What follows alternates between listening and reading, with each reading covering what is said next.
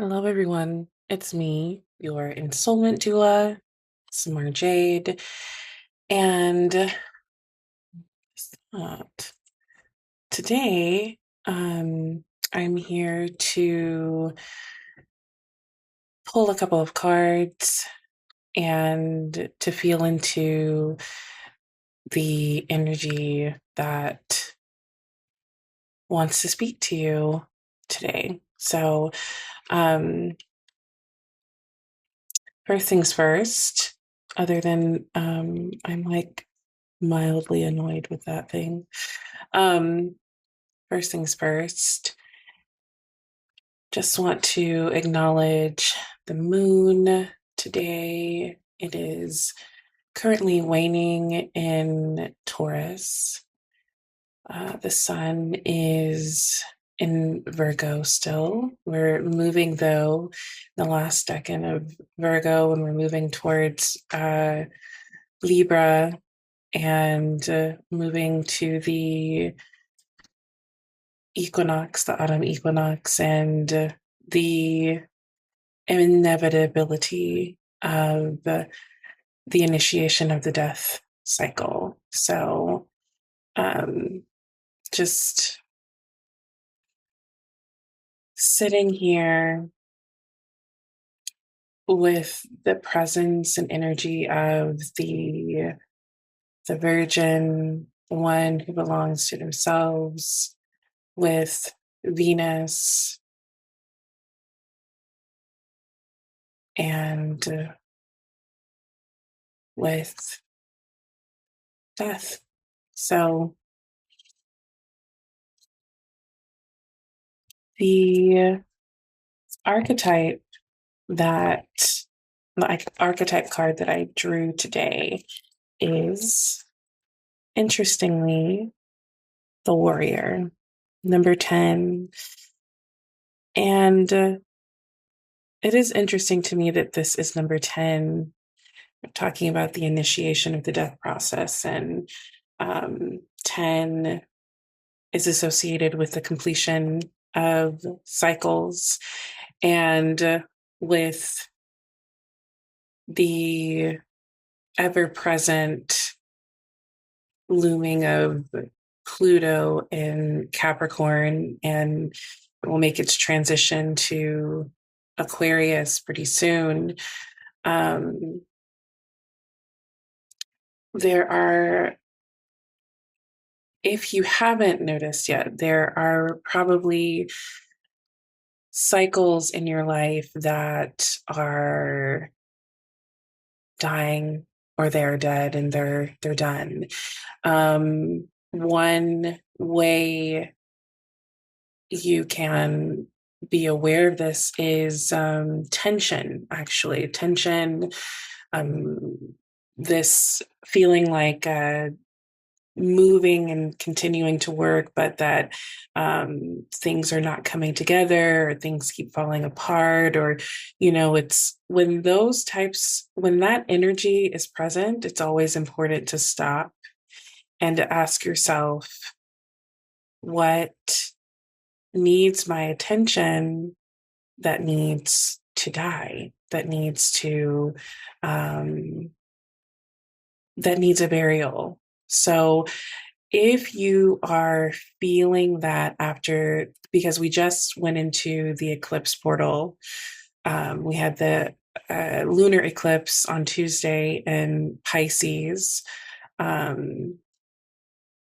I encourage you to look at your chart if you have it, and look at what planetary bodies you might have in Pisces, what house Pisces is in.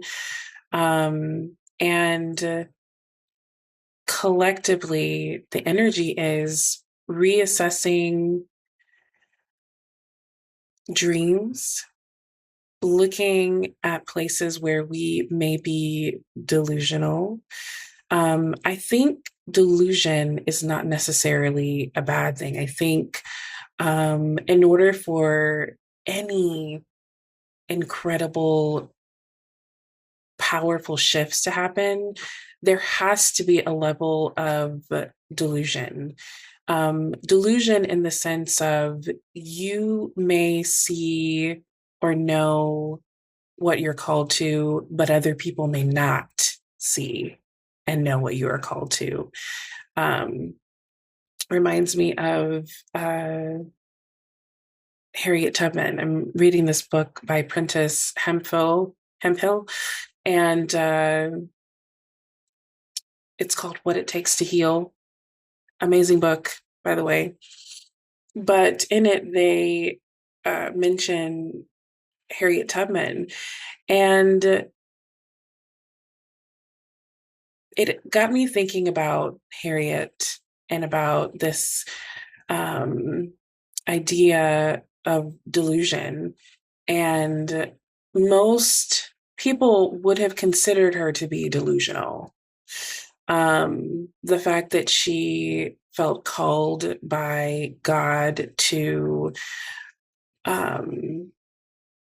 initiate and design the Underground Railroad in order to free slaves or free the enslaved. I think we talk about that particular point in history, but if you really think about the delusion that she needed to be on in order to stay with the process, to even think, she thought, she looked at the world around her and didn't like what she saw or what she was experiencing. And she said, I'm going to find a different way. I'm going to find another way. This is not my story. And that is the initiation of world building, first of all. Not you look at the world around you and you desire something different. So with us going through this portal in Pisces, it's also while we're still in Virgo season, there's also this energy of what are your delusional dreams? What is it going to take on the day to day in order to make those things happen? So for Harriet Tubman, I can only imagine it's connecting, of course, on the, connecting with people who were going to provide safe haven, but she was also involved in caring for herself, for doing the things necessary every day to infuse her dreams with possibility, with the energy to move them forward. So while she was grounded in the here and now and in truth, she was also cutting away at the fabric in order to expose what else was possible.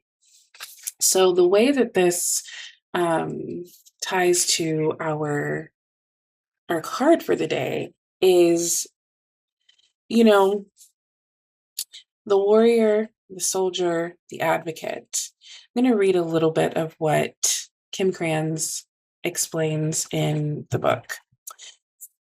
We often envision the warrior as an armored figure with sword in hand, moving blindly toward battle. Yet, the deeper aspects of this archetype bring us face to face with death itself. What was I just talking about? The warrior stands precariously at the edge of life and death, trusting the eternal to guide the sword's blade. The warrior's work requires presence, alignment, and purpose. If and when the warrior loses its center, the meaningless confrontations and violence are their default response. What did I tell you? When you are meeting a lot of edginess and strife and all of those things, when this card appears, it's important to question the battle at hand. It is likely a great one with deep roots and long-standing tensions. The actions you take will stay with you long after the dust settles. So choose wisely, brave one. As you draw your sword, realign with the eternal wisdom within, then surrender to the battle. So it's fierce clarity, purposeful action, resolve, resilience. And so there's also be careful as the warrior implies war. The two go hand in hand. Those who defeat others are strong. Those who defeat themselves are mighty. Hmm.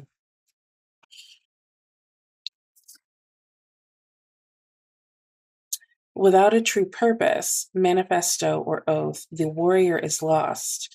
What do you stand for? What are you willing to rise in the name of? Write it out.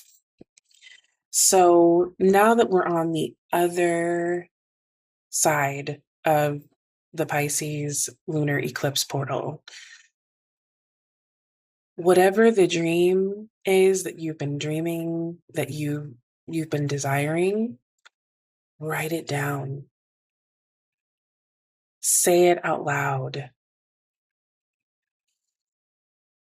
And then take small, actionable steps in order for it to come to fruition. I think a lot of times, one of the reasons why there are a couple of reasons why dreams don't come to fruition in the way that we imagine them to. One is that we want everything to come and to happen all at one place. I mean, all at one time. And then the other is that sometimes dreams change. You could be at a point after this portal where you had this long-standing dream and now it's different. Something else is coming up. And so I think in our society, we're taught that if we change our course or we change the way we're moving, that all of a sudden we're not dependable, that we are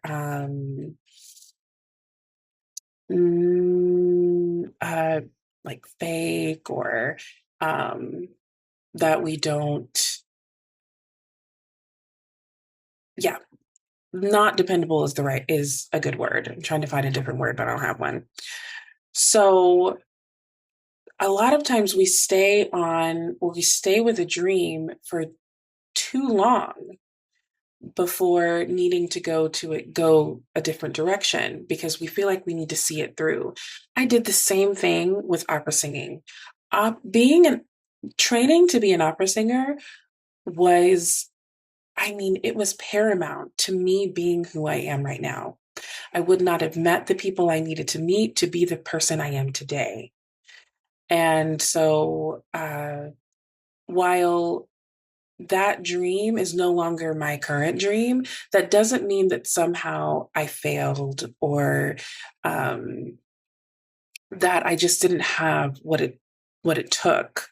It's that we are allowed to evolve. We're allowed to move and change.